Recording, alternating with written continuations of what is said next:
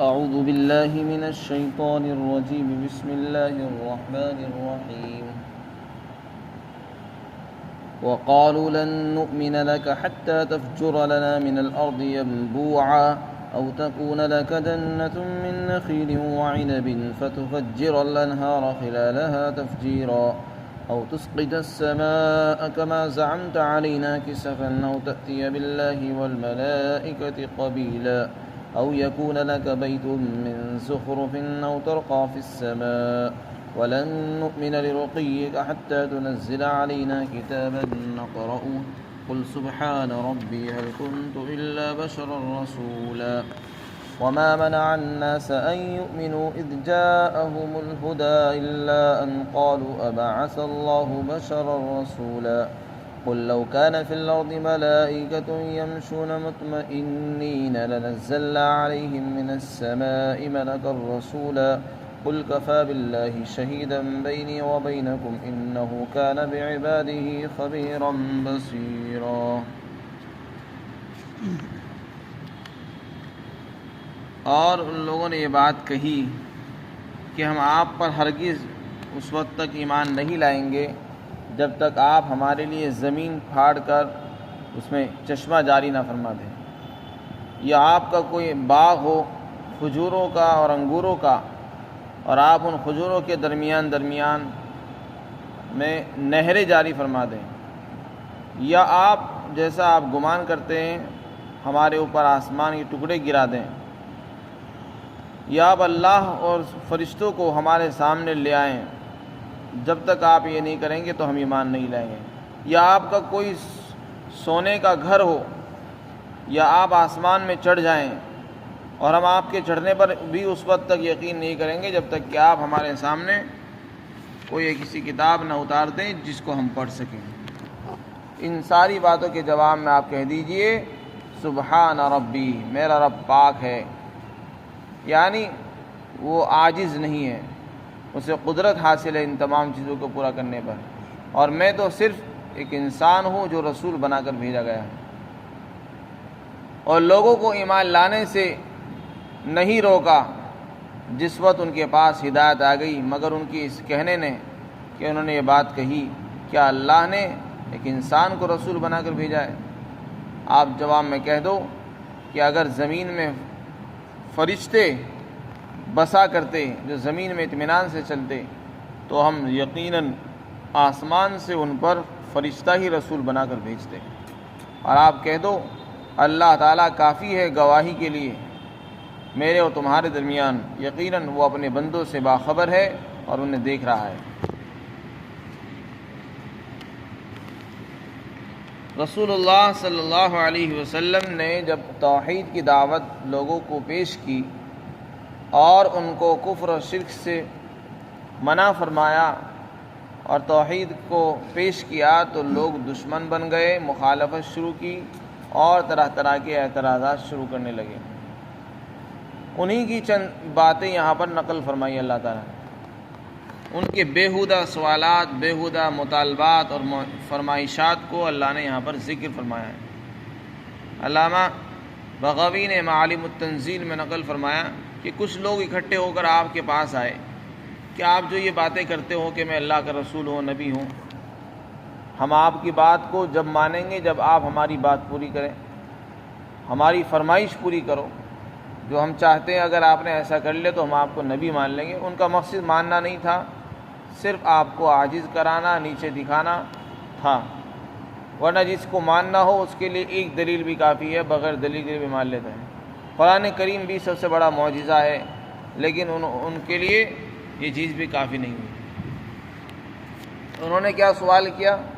کہنے لگے کہ مکہ جو ہے پہاڑوں سے گھرا ہوا ہے، جگہ جگہ پہاڑ ہے، جگہ جگہ پہاڑ ہے، نہ اس میں کھیتی ہو سکتی ہے، نہ باغ لگا سکتے ہیں، نہ نہریں جاری ہو سکتی ہیں۔ اگر آپ نبی ہیں تو آپ ان پہاڑوں کو دور ہٹا دیجیے، مکہ سے دور ہٹاؤ تاکہ ہمارے لیے جو جگہ تنگ ہو رہی ہے وہ کشادہ ہو جائے، اور پھر ان میں سے نہریں جاری کرو آپ، جیسے ملک شام کے اندر عراق میں نہریں ہیں، نہریں بہتی ہیں اور ایک خوبصورت منظر ہوتا ہے، باغ ہوتے ہیں، کھیتیاں ہوتی ہیں۔ تو مکہ میں ایسا کچھ نہیں ہے، اگر آپ اپنے آپ کو نبی بتاتے ہیں تو آپ یہ کر کے دکھاؤ۔ یہاں سے پہاڑوں کو ہٹا دو اور یہاں نہریں جاری کر دو، باغات ہو جائیں آپ کے لیے، انگوروں کے باغ ہوں، کھجور کے باغ ہوں، اور ان کے بیچوں بیچ میں نہریں جاری ہو رہی ہوں۔ اور اگر ایسا نہیں کر سکتے تو جیسے آپ کہتے ہیں تو آپ ہمارے اوپر آسمان کے ٹکڑے ٹکڑے کر کے گرا دو، جیسا کہ تمہارا گمان ہے کہ اگر ہم ایمان نہیں لائیں گے تو ہمارا آسمان ہمارے اوپر گر جائے گا، یا آپ ہمارے سامنے اللہ کو، فرشتوں کو حاضر کر دو۔ تو اس طرح کے بیہودہ باتیں انہوں نے کہی جو یہاں نقل کی گئی۔ یا آپ کا کوئی سونے کا مکان ہو جس کی وجہ سے آپ غنی اور مالدار ہو جائیں اور آپ کی جو حالت ہے غربت کی یہ ختم ہو جائے اور لوگ آپ کو دیکھ کر ایمان لے آئیں۔ یا آسمان میں آپ سیڑھی کے ذریعے چڑھ جائیں اور کسی فرشتے کو لے آئیں بلا کر جو آپ کی گواہی دے دے۔ بیہودہ انہوں نے بہت سے سوالات کیے، ان میں سے یہ بھی تھا۔ معالم التنزیل میں یہ بھی ہے کہ انہوں نے کہا کہ آپ کیا چاہتے ہیں؟ اگر آپ مالدار بننا چاہتے ہیں تو ہم آپ کو مال دے دیں گے، اور اگر آپ بڑا بننا چاہتے ہیں تو ہم آپ کو بادشاہ بنانے کو تیار ہیں، اور اگر آپ کو کوئی جنون ہو گیا ہے، پاگل پن ہو گیا ہے تو ہم اس کا علاج کرنے کو بھی تیار ہیں۔ آپ بتائیں تو صحیح، یہ جو آپ دعوت دے رہے ہیں، اس طرح کی باتیں کرتے ہیں، طرح طرح کی باتیں کر رہے ہیں، اس سے آپ کا مقصد کیا ہے؟ مالدار بننا چاہتے ہو، بادشاہ بننا چاہتے ہو، جو بننا چاہتے ہو وہ کرا دیں گے، یا خوبصورت اور حسین لڑکی سے شادی کرنا چاہتے ہو وہ کرا دیں گے۔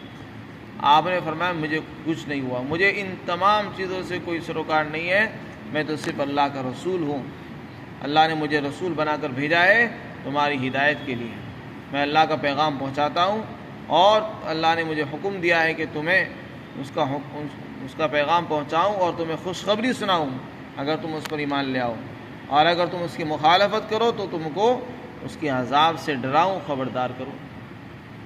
تو آپ نے ان کو طرح طرح کی باتوں سے سمجھایا، لیکن وہ نہیں مانے۔ وہ کہنے لگے کہ آپ نبی کیسے ہو سکتے ہیں، نہ آپ کے پاس پیسے ہیں، آپ تو ہمارے جیسے کہ انسان ہیں، جیسے عام انسان بازاروں میں چلتا پھرتا ہے آپ بھی بازاروں میں کھڑے رہتے ہیں۔ رسول تو کوئی فرشتہ ہونا چاہیے جو انسانوں کے اعمال سے دور ہو۔ تو وہ کہنے لگے ہم آپ کے اوپر ایمان نہیں لائیں گے، یا تو آپ کسی فرشتے کو لے کر آؤ آسمان سے، آسمان پر چڑھ کے جاؤ اور وہاں سے فرشتہ لاؤ۔ آپ کی پھوپھی حضرت عاتکہ کا بیٹا تھا، وہ کہنے لگا کہ آپ آسمان پر جائیے اور وہاں سے کسی فرشتے کو لاؤ اور کوئی کتاب لے کر آؤ، جو کتاب ہم پڑھ سکیں جب ہم ایمان لے آئیں گے آپ کو۔ تو یہ تمام باتیں اللہ تعالیٰ نے یہاں نقل فرمائی ہیں، ان کا ایک بہت سیدھا سا جواب دے دیا، ان کی ان باتوں کا جواب نہیں دیا۔ اللہ تعالیٰ نے فرمایا سبحان ربی، میری ذات پاک ہے، یعنی ایسا نہیں ہے اللہ تعالیٰ تمہارے مطالبات پورے نہیں کر سکتا، اللہ کو تو پوری قدرت حاصل ہے، لیکن رسول اللہ کو جواب سکھایا جا رہا ہے کہ دیکھو جو لوگ بیہودہ سوال کرتے ہیں، ہر سوال کا جواب دینا یہ عقل مندی نہیں ہے، اور ہر آدمی کا جواب دینا کوئی ضروری نہیں ہوا کرتا۔ کچھ لوگ بیہودہ سوال کرتے ہیں، ان کے ساتھ خاموشی اختیار کرنا یہ سمجھداری ہوتی ہے۔ تو یہاں پر ان کو سکھایا گیا کہ آپ ان سے کہہ دو کہ میں خدا نہیں ہوں، میں خدا نہیں ہوں، میں انسان ہوں، رسول بن کر آیا ہوں۔ یہ جو مطالبات تم کر رہے ہو کہ یہ کر دو، وہ کر دو، پہاڑ ہٹا دو، نہریں جاری کر دو، اور آسمان سے ٹکڑے گرا دو، اور آسمان میں سیڑھی لگا کر اوپر چڑھ جاؤ، یہ کام خدائی اختیارات میں داخل ہے۔ تم نے مجھے خدا سمجھ لیا ہے، اور رسول تمہارے خیال کے مطابق رسول ایسا ہوتا ہے جسے خدائی اختیارات حاصل ہوتے ہیں۔ رسول کے بارے میں تم نے جو خیال دل میں بٹھا رکھا ہے، اپنے دماغ میں جو تم نے خیالات سوچ رکھا ہے، وہ تمہارا خیال غلط ہے۔ رسول خدائی اختیارات نہیں رکھتا ہے، رسول تو انسان ہوتا ہے، وہ خدا نہیں ہوتا، اور یہ اختیارات خدا کے پاس ہوتے ہیں۔ تو تم نے جو سارے سوالات کیے یہ تو خدائی اختیارات والے سوالات ہیں، میں خدا نہیں ہوں، میں تو انسان ہوں۔ اللہ نے مجھے رسول بنایا، میرا کام صرف پیغام پہنچانا ہے، اور پھر اس کے ثبوت کے لیے کبھی کبھی معجزات پیش کر دینا۔ اگر اللہ کا حکم ہوتا ہے معجزہ آ جاتا ہے، نہیں ہوتا نہیں آتا۔ اور اپنی نبوت کو ثابت کرنے کے لیے اللہ نے مجھے قرآن جیسا معجزہ عطا فرما دیا، یہ میرے لیے کافی ہے۔ اور اگر تم مانتے ہو ٹھیک ہے، نہیں مانتے ہو تو ہمارا کام منوانا نہیں ہے، ہم نے پیغام پہنچا دیا، میری نبوت پر میرا اللہ گواہ کافی ہے، وہ گواہ ہے، تم مانو، تمہارے ماننے نہ ماننے سے کوئی فرق نہیں پڑتا ہے، اللہ گواہ ہے، اگر اس نے گواہی دی ہے تو پھر تمہارے انکار کرنے سے میری نبوت پر فرق نہیں پڑے گا۔ تو یہاں آپ کو جواب سکھایا گیا کہ آپ ان سے یہ کہو کہ میں انسان ہوں، خدا نہیں ہوں، یہ کام خدا کے ہیں، اور یہ کام میں اپنی مرضی سے نہیں کر سکتا ہوں، اگر خدا چاہے گا تو ہو جائے گا، نہیں چاہے گا تو میں بھی نہیں کر سکتا ہوں، یہ تو خدائی اختیارات کے کام ہیں۔ پہاڑوں کو ہٹانا، آسمان سے ٹکڑے گرانا اور کتاب کو اتارنا، فرشتوں کو بھیج دینا، خدا کو سامنے حاضر کر دینا، یہ انسان کے بس میں نہیں ہے۔ کافر لوگ یہ سمجھتے تھے کہ جو رسول ہوتا ہے وہ اسے خدا کے اختیارات اور پاور حاصل ہوتی ہے، جیسے جو اللہ کو اختیارات حاصل ہیں، جو چاہتا ہے کر لیتا ہے، اسی طرح فرشتہ بھی، رسول بھی ایسا ہی ہونا چاہیے۔ تو اللہ نے جواب میں فرما دیا کہ نہیں، رسول ایسا نہیں ہے۔ اس میں ان لوگوں کے لیے بھی تردید ہے جو لوگ رسول اللہ کے بارے میں خدائی اختیارات ثابت کرتے ہیں۔ آپ صلی اللہ علیہ وسلم کو بشر نہیں مانتے بلکہ آپ کو نور مانتے ہیں اور آپ کی بشریت کا انکار کرتے ہیں۔ اللہ تعالیٰ فرماتے ہیں کہ آپ بشر ہیں، انسان ہیں۔ پھر آگے ارشاد فرمایا کہ بہت سے لوگوں کو کی جو گمراہی کا سبب بنا ہے وہ یہی خیال ہے۔ بہت سے کافر ایمان جو نہیں لائے ہیں وہ اس وجہ سے ایمان نہیں لائے کہ ان کے دلوں میں یہ خیال بیٹھا ہوا تھا کہ رسول جو ہے وہ کوئی انسان نہیں ہوتا، وہ تو کوئی فرشتہ ہوتا ہے۔ تو بعض مرتبہ انسان گمراہ اسی لیے ہو جاتا ہے، اپنے خیالات سے چلتا ہے، وہ شریعت کے مطابق نہیں چلتا، صحیح بات کو نہیں مانتا، دل میں جو دماغ میں جو بات ایک مرتبہ بیٹھ گئی بس اسی کے حساب سے چلتا رہتا ہے، چاہے وہ غلطی ہو، اس کی اصلاح نہیں کرتا۔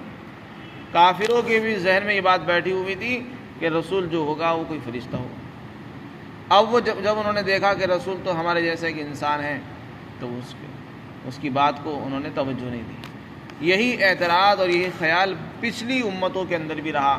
پچھلی امتوں نے بھی اپنے نبیوں کے بارے میں یہی بات کہی کہ تم تو انسان ہو، تم تو انسان ہو، تم بھی تو ہمارے جیسے انسان ہو، ہماری طرح کھاتے ہو، پیتے ہو، چلتے پھرتے ہو، ہم تمہاری بات کیسے مان لیں؟ یعنی وہ اس کو ایک انوکھی چیز سمجھتے تھے کہ رسول انسان کیسے ہو سکتا ہے۔ تو اللہ تعالیٰ نے اس کے بارے میں فرمایا کہ لوگوں کو ایمان لانے سے اسی بات نے روکا کہ انہوں نے یہ بات کہی کہ کیا اللہ نے ایک انسان کو رسول بنا کر بھیجا؟ جب ہدایت آ گئی تو انہوں نے یہ بات کہی۔ اب آگے اللہ نے اس کا جواب دیا ہے کہ جو لوگ رسول کے بارے میں یہ خیال سمجھتے ہیں، یہ خیال بٹھا رکھا ہے، یہ ان کا خیال غلط ہے۔ انسانوں کی ہدایت کے لیے انسان کو رسول بنا کر بھیجنا یہ عین حکمت ہے، یہ عقل مندی ہے، کیونکہ انسان کی ہدایت انسان ہی کر سکتا ہے، انسان کی رہنمائی انسان ہی کر سکتا ہے، کوئی فرشتہ نہیں کر سکتا۔ جو ضرورتیں انسان کے ساتھ لگی ہوئی ہیں وہ فرشتے کے ساتھ نہیں ہیں۔ انسان کو بھوک پیاس لگتی ہے، خواہشات ہیں اس کے اندر، گناہ کا جذبات ہیں، اس میں نیکی کا جذبہ بھی ہے، گناہ کا جذبہ بھی ہے، اللہ نے ہر چیز اس کے اندر رکھی ہے، اور اس کی ضرورتیں ہیں، کھانے کی ضرورتیں ہیں، پیشاب کی ضرورتیں ہیں، اور فرشتے ان تمام چیزوں سے پاک ہیں۔ نہ انہیں کھانے کی ضرورت، نہ خواہشات ہیں، نہ نفسانی خواہشات ہیں، نہ پینے کی ضرورتیں ہیں، نہ ان کو نیند ہے، نہ ان کے ساتھ بیماری ہے، نہ دکھ درد ہے، کچھ نہیں۔ تو وہ ایک انسان کی ضرورت کو کیسے سمجھ جائیں گے؟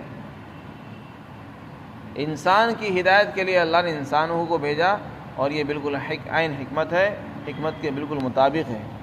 اگر کوئی فرشتہ آ جاتا تو فرشتے تو شادی نہیں کرتے، انسان کو شادی کی ضرورت ہوتی ہے۔ جو ضرورتیں انسان کے ساتھ جڑی ہوئی ہیں وہ فرشتے کے ساتھ نہیں ہیں، تو فرشتہ انسان کو کیسے سمجھاتا؟ نہ فرشتوں نے شادی کی ہے، اور وہ شادی کے بارے میں کیسے سمجھائے گا؟ جس نے جو کام نہیں کیا ہے وہ انسان کو کیسے سمجھا سکتا ہے جو کام اس نے نہیں کیا؟ انسان ہی انسان کی رہنمائی کر سکتا ہے، وہی اس کو سمجھا سکتا ہے، وہی اس کو پڑھا سکتا ہے۔ اس لیے اللہ نے انسانوں کی ہدایت کے لیے انسان ہی کو نبی بنایا ہے۔ پھر آگے ارشاد فرمایا اگر زمین پر فرشتے بستے اور وہی رہا کرتے تو ہم فرشتوں کو ہی رسول بنا کر بھیجتے، لیکن چونکہ فرشتے زمین پر نہیں رہتے ہیں ہم نے انسان کو نبی بنا کر بھیجا، لہذا اس میں کوئی اعتراض نہیں، کوئی نہ کوئی غلط بات ہے۔ پھر آگے ارشاد فرمایا اگر کوئی نہیں مانتا تو آپ کہہ دو میرے اور تمہارے درمیان اللہ گواہ کافی ہے، تمہارے نہ ماننے سے کچھ فرق نہیں پڑنے والا ہے۔ جب وہ گواہ ہے، اسے معلوم ہے، اس نے رسول بنا دیا ہے، اب مجھے کسی کی پرواہ نہیں ہے، تم مانو ٹھیک ہے، نہیں مانتے نہ۔ فرمایا انہ کان بعبادہ خبیرا بصیرا، وہ اپنے بندوں سے باخبر ہے، کون مان رہا ہے، کون نہیں مانتا ہے، کون مخالفت کر رہا ہے، وہ ہر ایک کو اس کے عمل کے مطابق سزا دے گا، اور وہ ہر ایک کو دیکھ بھی رہا ہے۔ اللہ تعالی ہم سب کو سمجھ آتا ہے۔